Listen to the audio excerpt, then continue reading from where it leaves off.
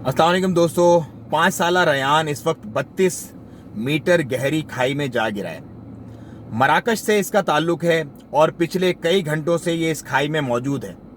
लेकिन खुशाइंद बात यह है कि अल्लाह पाक ने अभी तक उसे ज़िंदगी दी हुई है और वो ज़िंदा सलामत है। उसे उसी सुरंग, उसी खाई के ज़रिए ही ऑक्सीजन और खुराक दी जा रही है। उसने बात भी की अपने वालिदैन से, लेकिन वो ऑपरेशन इस कदर मुश्किल बना हुआ है क्योंकि उसको निकालना, वो एक छोटी सी खाई है, उसके अंदर बंदे को भी भेजा गया, लेकिन वो बंदा आधे रास्ते में ही जाकर बेहोश हो गया, फिर उसे वापस निकाल लिया गया। लेकिन उसकी तह में रब ने उसे जिंदा रखा हुआ अभी तक।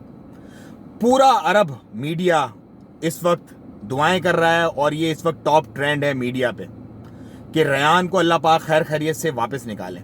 तो हम जो एशियाई ममालिक हैं, पाकिस्तान, हिंदुस्तान, बांग्लादेश, हम लोग भी ये दुआ करते हैं कि अल्लाह पाक इस बच्चे को खैर खैरियत से वापस निकाले, क्योंकि रब के लिए तो 32 मीटर क्या 32 लाख मीटर भी कोई मसला नहीं है, क्योंकि उसने कहना कुन तो बस हो जाना है। तो सब लोग मिलकर दुआ करें कि ये माँ का लाल अपने माँ बाप से जिंदा सलामत, सही सलामत वापसी मिल जाए। बड़े पैमाने पे, बहुत बड़े पैमाने पे ऑपरेशन किया जा रहा है इसको निकालने का। नीचे से खुदाई की जा रही है, क्योंकि ऊपर से करेंगे तो हो सकता है वो गिर जाए, क्योंकि वो जस्ट एक फंसा हुआ है बीच में। नीचे से खुदाई की जा रही है। अब देखते हैं कितना इस ऑपरेशन में सक्सेस मिलती है। इन तमाम मशीनरी और तमाम इसको लाइव ब्रॉडकास्ट किया जा रहा है और पिछले कई घंटों से सब पूरी दुनिया ये लाइव ऑपरेशन देख रही है।